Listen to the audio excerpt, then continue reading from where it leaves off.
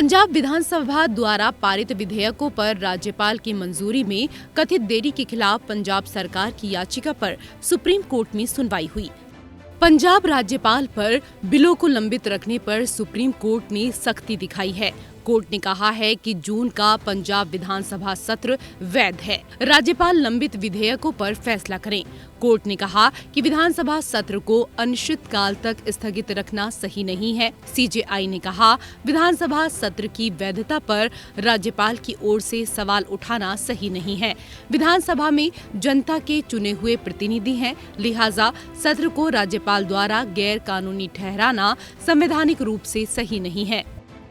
CJI की अध्यक्षता वाली बेंच ने मामले की सुनवाई के दौरान पंजाब के राज्यपाल बनवारी लाल पुरोहित को सावधानी से काम करने की नसीहत दी। कोर्ट ने कहा कि राज्यपाल आग से ना खेलें।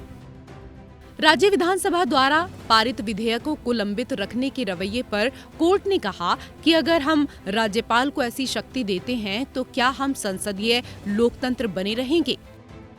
सीजेआई ने पंजाब राज्यपाल के वकील से पूछा कि अगर विधानसभा का कोई सत्र अवैध घोषित हो भी जाता है तो सदन द्वारा पास किया गया बिल कैसे गैर कानूनी हो जाएगा। वहीं सुप्रीम कोर्ट में पंजाब सरकार की तरफ सिंघवी ने कहा कि मौजूदा राज्यपाल के रहते विधानसभा का सत्र बुलाना असंभव सा है।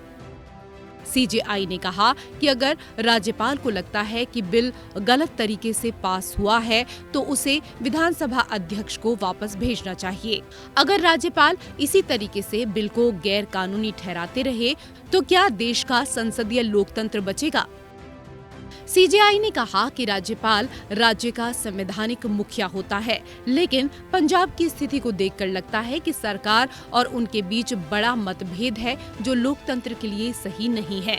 सीजेआई ने नाराजगी जाहिर करते हुए कहा कि संविधान में ये कहाँ लिखा गया है कि राज्यपाल स्पीकर द्वारा बुलाए गए विधानसभा सत्र को अवैध करार दे सकते हैं।